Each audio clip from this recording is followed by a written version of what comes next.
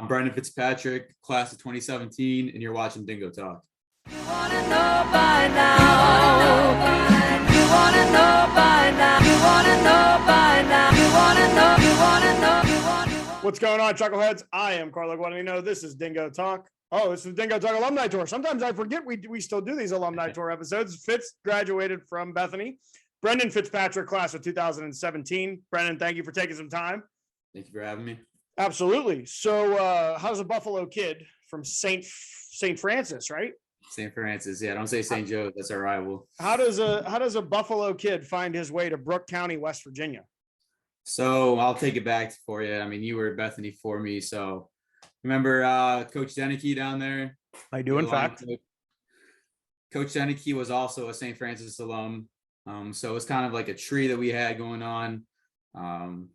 And initially, I didn't plan on playing football. I was like a role player, a special teamer, like rotating in for a defensive kind of guy. So we had a really good program. I mean, we've talked about it. St. Francis historically in the area, a really successful program. So, at that point, I was like, I don't know if I want to play. I really didn't get, the feel that I wanted to in high school. And I just kind of feel like it's over. And then Teal came knocking on my door first. Did a whole visit there, and originally I was committed to Teal first. I think I talked to their old OC, Coach Satterfield, his name was, and I was pretty set on going there. But then I get an email from Denicky after my high school coach reached out to him, kind of saying, "Hey, you'd be a good fit for our program." Blah blah blah blah blah. Sent that to me, and then I don't remember Josh Fisher. He was also a Bethany grad.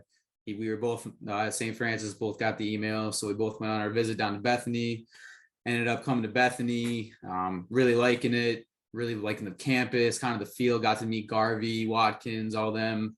And then Denicky left, and then the reins got handed over to Bozcat to recruit me, also another Buffalo guy. So the whole time I was being recruited by Buffalo guys. So I kind of just felt at home, and I already felt the connection. So came down to, I think, a couple of months before, we had a report for camp, and Teal was like, "What are you doing? Like, we sent you our off-season workout program, blah, blah, blah, blah." I was like, "Yeah, I'm going to Bethany." They gave me the better package. So, now is that what factored or is that one of the factors that for your decision was that at the time Bethany gave you, it was a better package financially for what you guys could afford? Absolutely. And I mean, Teal just gave me barely anything at all. And the Bethany, with the help of Bozcat and all them in the football office, they helped out a lot. They got me a good deal. So I was pretty set. I let Teal know. And that's how we ended up in Bethany, West Virginia. So did you know what you were going to come into school to do? Initially, it was international studies or something like that. I'm adopted from Colombia, so I kind of, follow all the international policies and affairs kind of guy. So, but that ended up just not really going what I wanted to do originally. So I think sophomore year, second semester, I switched to social work. Might have been first semester, but one of those semesters. And why social work? I think we had like a kind of like a programs fair or something one night at Bethany, and I went and got a feel for the other programs. And I talked to Furby and Sinclair at the time. And I kind of got a feel for like, like obviously being adopted, you work with people from all over, come in contact with everybody from different parts of the country, whatever. So I was like, this might be a good fit because I could see myself giving back at some point. Mm-hmm. So let's talk about the football aspect a little bit. So you come from a fairly good it's a very good program. It's historically a good program in your area. Coach Smith's been there since 83 or 84. So still there. You come down to Bethany, which the program was on the right side. It was in that beginning. It had got out of being the bottom dweller of the mid 2000s, I guess you would say, and kind of had middle of the pack. There was a couple years. St. Vincent was good. Teal was good for I think a year in there. But you always have that beast in W&J and Waynesburg, Thomas More, Case, Carnegie Mellon, all of them. What was the biggest change for you from high school ball to college ball? What was the biggest adjustment? How did you adjust? Talk a little bit about that. Right. So initially, you know, I knew it was going to be a change of speed in the game, and that was a huge aspect. You know, you in high school, you know, you get guys. Sometimes you go against guys, so you know, you're, oh, I can definitely beat this guy. Like this, you know, you didn't have that when I showed up to camp at Bethany. You had athletes like Wiz there, one of the best players I've ever played with. You had Wiz, you had Mike Halcott, you had God, who was back at safety? Might have been Fry. Well, Fry was hurt. Well, he had that foot injury when I came in, so it was Dion, and it might have been, what was his name? Jay Delgado. Does that name ring a bell? Maybe Might have been. I can't remember. There's some other guy, but there's athletes, and that's where I was like, wow, the athleticism is ridiculous. So, well, you dealt with a little bit of adversity too. I mean, you it was one knee, then it was the other knee, then it was the same knee, hamstring tears, all that stuff. So, you know, I could never catch the healthy train when I was there. But my freshman year, you know, I kept working and working on scout, doing what I had to do. I ended up getting in on special teams. I think the last couple games were like against Thomas More, St. Vincent. So, you know, I got in some kickoff, some kick return. You know, you know, I was okay with that. That's what I did in high school. That was like my thing. You know, I went out, did my job. That's all I had to do. So if you're talking to some former athletes or current athletes, yeah, what's it like battling back through an injury and then having an injury, like right after getting back onto the field, having another injury occur? What's the mental walkthrough for that? You just got to play without any fear. And that's something I didn't do. I was, you know, I was worried all the time. Like, oh, if I cut this way, I'm going to re-tear it. Or if I cut you know what I mean? It was just constantly battling with myself internally. Like, how do I overcome this? But you just gotta go out there and play without fear. It's easier said than done, but you know, it's just a mental battle all the time. You just have to figure out, overcome it. And eventually I did figure it out, but not at Bethany. So on the academic side, was Bethany difficult? Was it the same as high school? Were there challenges you're coming in, and how did you get through those? Yeah, I would say it was a little bit of a shocker, social wise for me. St. Francis is a all boys private school. So it was a little bit of I have girls in my class now. You know what I mean? Like, I actually have to care what I look like during the day, I guess. So, you know, that was. You didn't have to wear a uniform either, I guess. Yeah, I had to wear a shirt and tie every day and a suit jacket, all that. You didn't have to do that at Bethany. No, yeah. So that was a big change, but there's that aspect was different. But I would say overall, Bethany towards the end of my time was academically challenging.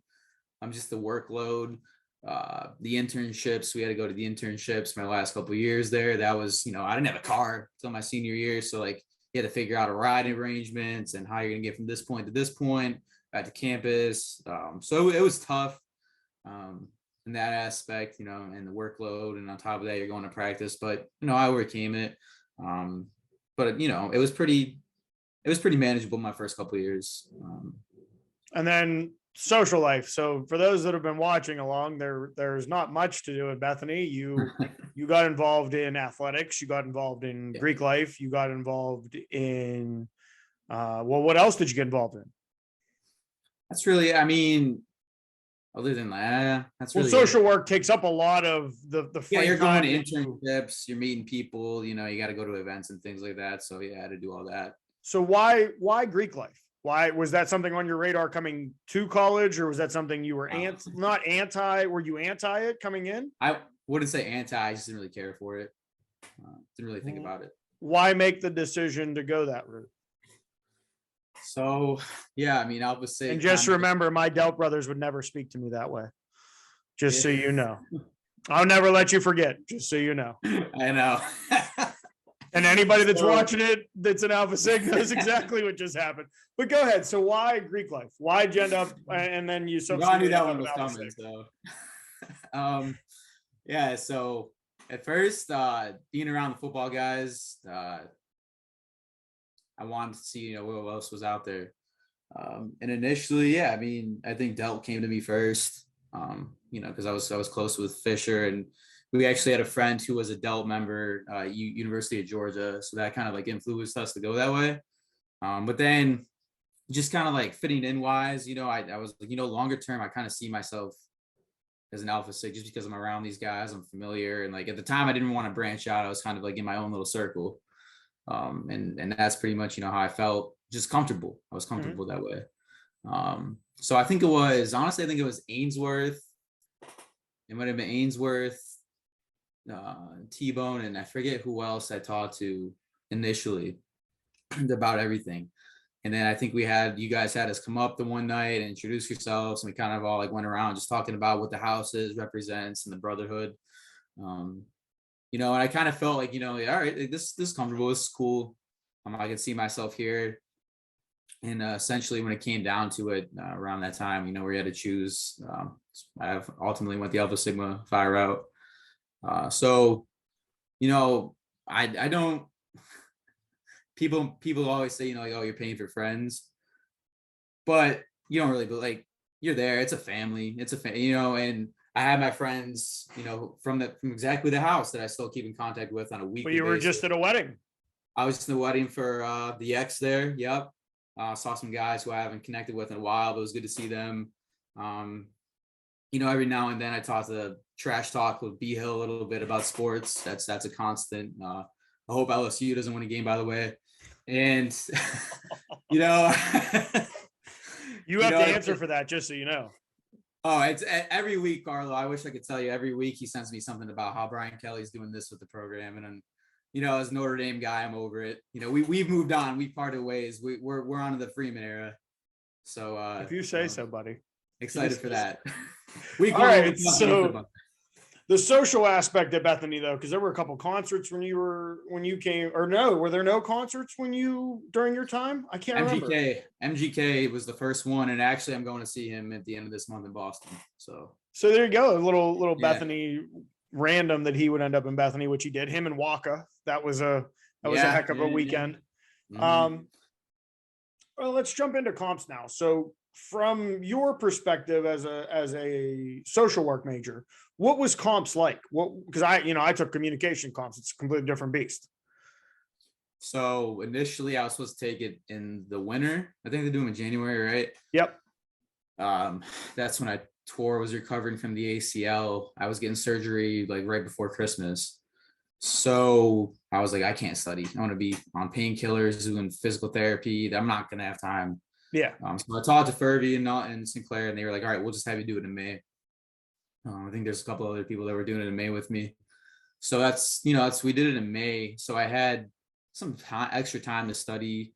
And I had people helping me study. I had, the notes from people who had already come before me. It was stressful because like I had come into social work late, but I had taken extra classes to catch up to graduate on time because I wanted to just be done in 4 years. Yeah. So to cram everything together and then go over like what you went over in 4 years, I was like, well, I crammed everything in 3 years almost. So I was like, I don't know how this is going to go, but whatever, let's just do it. So, it was stressful. Probably like the worst. I studied like a solid, like reviewed consistently for a solid like month almost, I'd say. So. And that was now was that a normal study tactic for you? If you had something big, is the repetitiveness, or was it because of the importance of comps? Oh, both. Okay. I'm repetition, so I need repetition constantly. And does that help you as we're going to get into your career? Does that help you when you're talking with students or whatnot, that, hey, you're not going to get it on the first time. Most people don't get it on the first time. Try and do it. Try and learn it again. Relearn it. Right. Exactly. Yeah, definitely. So yeah. So you graduate with a social work degree. Yes. And you make your way up to Butler County, Pennsylvania. So the Buffalo kid goes from Buffalo down to Brooke County. And then from Brooke County, he ends up in Butler County, Pennsylvania. What did you do in Butler County? In Butler, Pennsylvania, I worked at Summit Academy. And how did you get that job? Well, I went back home after graduation from Bethany. I was working for my dad's company in hardwood and woodworks. And I'm like, obviously I need to get a job in my career. Like, I don't want to be loading trucks and throwing boards around and cutting wood the rest of my life. So I was just applying one night because I wanted to come back to the Pittsburgh area. Pittsburgh kind of grew on me, and that whole area really grew on me. It's because it's better than Buffalo. That's not true. That's not true. It's not true. Buffalo is very nice from what I hear. A great place. But anyway, so I'm on the computer, I'm looking, and that's academy schools pops up. We have openings for counseling specialists. It's like, oh, what? Like, yeah, sure, I'll throw an application in there. Never heard of this place. Don't even know where Butler is, but I'll go to Butler. Yeah. I get a call a week later. Hey, we got your application, your resume. It looks really good. We're really, really interested. Come down for interview. And so I go down. I meet with the whole, administration down there, and they were like, "You killed your interview. We want to get you on the team." So I was like, "Well, this is my only offer for my field that I applied to." So I had applied to others, but I was like, nah. There was like all over too, and I didn't hear back. And I applied to some in Erie, didn't really care for him. But anyway, going back to Butler, I was like, all right, I'll take it. So I gave him a month's notice that I would start in a month so I could save up a little more, find a place down there. I ended up finding a little upstairs apartment right in Butler that I lived in, and I paid $410 a month for rent. So it's an all right efficiency unit right there. Yeah, and all I had to pay for was water and electricity. So now what was your day-to-day like at Summit Academy? So for anyone that doesn't know what Summit is, it's a kind of like a second chance before you go to juvie.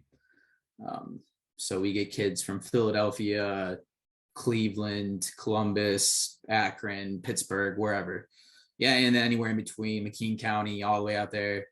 So you get a blend of kids who come in who have behavioral issues or were involved in some kind of crime, or they just have a really rough life, and this is a temporary stop until we can find something more permanent, whatever.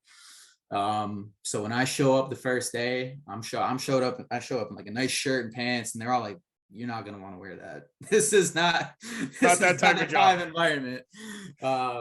My first day there, I'll tell you a quick story. I'm sitting at the dinner because I worked the 2 to 10 shift, and I'm sitting there. And I'm standing at my table that I was assigned to, just kind of like a poster or whatever. And I got a blend of Philly and Pittsburgh kids. Horrible mix.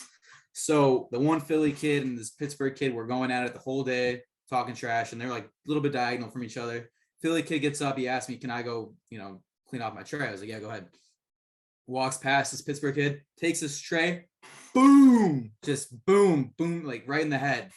And it brawl ensues, and that's why I was like, all right, we're here, we're doing this. So we're in it. This is it. This is a hell of a first day. Yeah. So that's when I opened up my eyes, and day to day I interacted with them. I was almost like an aide, like, hey, you need to be doing this, or hey, you need to like get on this track, helping them with school, contacting their paroles, their judge, their parents, whatever needed to be done, kind of behavior reports, updates to like their their probation officers, things like that, so that was my day to day, and just being hands-on with them. I, putting them in restraints. If anything like needed to, go that far, I was putting them in restraints or breaking up fights constantly and getting spit on, whatever, you name it.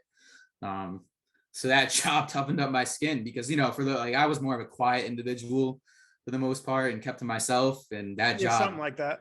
Yeah, that job made me, flip that switch real quick. So I had to be more confrontational. So how long are you there? How long are you at Summit? I was at Summit for a year, July 17 and July of 18. And then in 18, you decide to go back to school? Yeah. So beginning of 18 is when I threw out an application for grad schools. Why? I was like, I want to do more of a clinical role. I can't be doing this anymore. This hands-on stuff has its days where it's cool, where you're just hanging out. But, you get tired of it real quick. And then, I was like, I feel like I can do more. So where do you end up for your grad school? So it came down, I'm sitting in my apartment in Butler one night, I'm just applying. It came down to 3 places: University of New England, Anna Maria College in Worcester, Mass, and Westfield State in Westfield, Massachusetts. Don't ask me why, it's just what popped up first, and they had good programs. Worcester's a nice area. I've never been to New England before, let's do it. Worcester, Mass is a real nice area. Just don't call it Worcester. They'll get real upset with you. They'll get mad at you now. I learned that when I moved up here. But so that happened. I heard back from all of them. I got into all of them. And then going back to my injuries at Bethany, I had 2 years of eligibility left. I was like, you know what, maybe I can get a little something for financial aspect, throw something underneath the table a little bit. And I reached out to all 3 of those coaches. I only heard back from UNE and Ann Maria. Westfield State never got back to me, but Their loss. yeah, what it came down to is, what's that? Their loss. Yeah, their loss. I'm calling it their loss. Yeah, their loss. But what it came down to is just money. Anna Maria was the better package, and Coach Dan Mulrooney, great coach, by the way. He, helped me out, really guided me through. He's very communicated almost every week with me, like, hey, how you doing? We're checking in. I felt very welcome there. I went up for a visit and kind of saw the campus, met coaches there. It was cool. I was like, hey, listen, I'm here for my master's. I can't give you they practice at night. The problem was my classes are every Tuesday and Thursday from 5 p.m. to 10 p.m. Mm-hmm. And in the classroom. So I was like, I can't be there all week, but I'll give you 2-3 days a week of my time. And if you need anything, I've been through the program, I've been through college football, I can, help out with whatever you need. And they're like, yeah, whatever you need, we got you. So I was like, all right, cool. So, I came into that program. It was different. I'm used to wearing the green and white, and then I had to switch it up to maroon and white. Mm-hmm. So it was different feel. I was like, I don't know if I like this. It just doesn't feel the same at first. But then I had a heart-to-heart with Coach Mole. He's like, listen, we want you here, but we understand if you want to leave. Because initially I was going to transfer out. I was like, this isn't for me. I don't know why I came up here. I was going to go to Edinburgh, transfer to Edinburgh and just go to school. Yeah. Because they had offered me and I got in there as well. But they were like, we want you here. We're building something special. Just stay. And then I ended up making great friendships up here with guys from Anna Maria who were also in grad school and undergrads. And it was awesome. We didn't win the most games, but coming from Bethany, kind of, but yeah. It's the experience necessarily. Yeah. And you know what? I got to travel. I got to go to Maine, Vermont. You got to travel different places. So now what did you end up finishing your master's in? So I finished with MSW in counseling. I did a internship at a rehab facility for teenagers with behavioral and cognitive disabilities my first year. And that was out in Barre, Massachusetts, which if you've never heard of, you don't need to hear it. It's literally one street. It's like Bethany. It's just one street with a pizza shop, grocery store, gas station, and a library. It's more than Bethany. It is more than Bethany, actually, now that I think about it. But you know what? You named 3 things, which are three more things than we have there. You're right. The traffic light in town is the blinking yellow. So we don't have one of those either. That's There's right. such thing as a traffic light. They tried that once. I think you were in school still. They put that traffic light over there by when you're going down under the bridge. And you'd have thought that the world was ending. There was a traffic light in Bethany. It's it. Pack it up. It's done. So yeah. So when you graduate with the master's, what is the focus at that point, job wise? So I did 2 years there. Now I did 2 football seasons. And then so it's 2018 to 2020. After that, COVID hit pretty hard, obviously, and I was up here, and I was like, I can't go back home. So my mom was was in remission from cancer and all that, and I was like, I can't go home. I don't want to get her sick. This, this is pretty risky. So I came back from that spring break or whatever we call it there. It's a March term and I'm like, well, they're allowing people on campus, because I lived on campus at Anna Maria. We're allowing people back on campus with internships to come back to fulfill their internship duties, but regular students were going to go remote. So I go back to Anna Maria for about 2 weeks, and they're like, it's just me and a couple other guys there, students or whatever. It's a ghost town. Nobody's there. And I'm like, all right, what's going to happen next? 2 weeks passed. They're like, you guys got to go. This is getting bad. Pack your bags. I'm like, I don't have anywhere to go. I have everything I owned in Butler with me that I brought up here that I in my name. And it's just sitting in this dorm room. What am I supposed to do with everything? I can't fit in one car trip. They're like, I don't know. Figure it out. So one of my good friends. Yeah. So one of my good friends up here from Bellingham, Massachusetts. So it's about 20 minutes north of Providence, Rhode Island.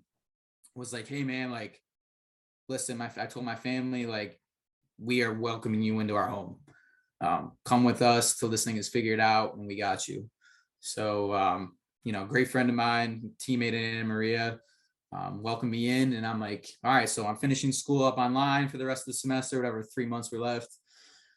Finish that, get my final grad school presentation, and everything else is like fine.